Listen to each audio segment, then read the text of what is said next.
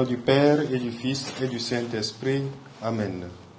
Viens, Esprit Saint, envoie sur nous les rayons de ta grâce, afin que nous puissions manifester ton amour à nos frères et sœurs. Évangile de Jésus-Christ selon saint Luc, chapitre 1, versets 57 à 66, verset 80.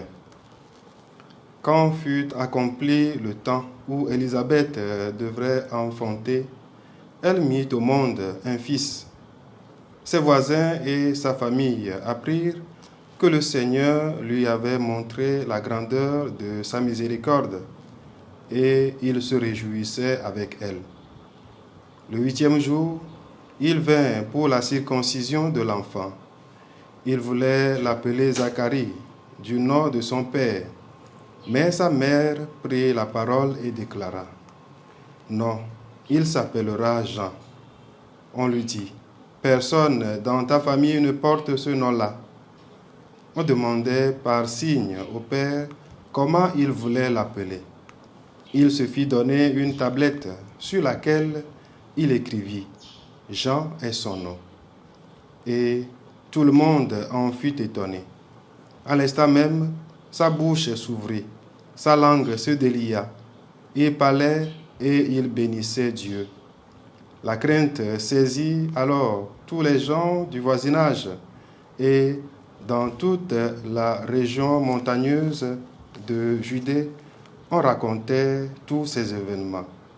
Tous ceux qui les apprenaient les conservaient dans leur cœur et disaient: « Que sera donc cet enfant ?»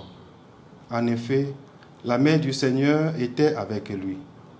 L'enfant grandissait et son esprit se fortifiait. Il alla vivre au désert jusqu'au jour où il se fit connaître à Israël. Acclamons la parole de Dieu.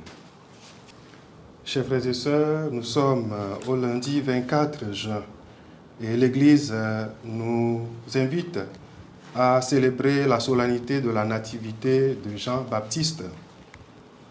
En célébrant la solennité de la naissance de Jean-Baptiste, l'Évangile nous invite à nous réjouir avec nos frères et sœurs lorsque la grâce de Dieu se manifeste dans leur vie. La naissance du précurseur de notre Seigneur Jésus a été pour Zacharie et Élisabeth un signe de la grâce de Dieu, une délivrance de la grande épreuve de foi. Car, rappelons-nous, lorsque l'ange avait annoncé la naissance de Jean-Baptiste à Zacharie, son père, ce dernier a douté, car sa femme, Élisabeth, et lui-même étaient avancés en âge. De plus, cette dernière était stérile. Elle n'avait pas d'enfant. À cause de son incrédulité, Zacharie était réduit au silence jusqu'à la naissance de son fils.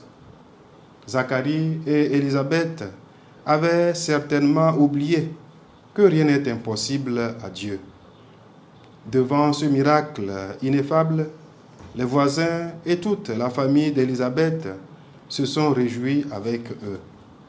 Frères et sœurs, manifester sa joie devant le bonheur, la réussite ou le succès d'un frère ou d'une sœur est un acte de foi et de reconnaissance à l'égard de Dieu.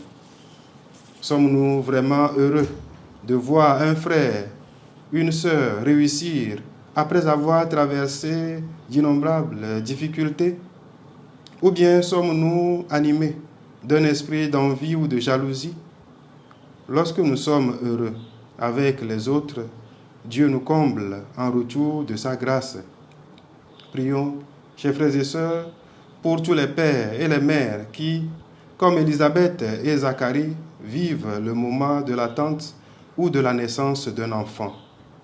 Puissent-ils également éprouver de la joie et de l'allégresse pour l'enfant que Dieu leur a confié et se réjouir de sa naissance toute leur vie et pour l'éternité. Amen. Le Seigneur soit avec vous. Que Dieu Tout-Puissant vous bénisse, le Père, le Fils et le Saint-Esprit. Amen.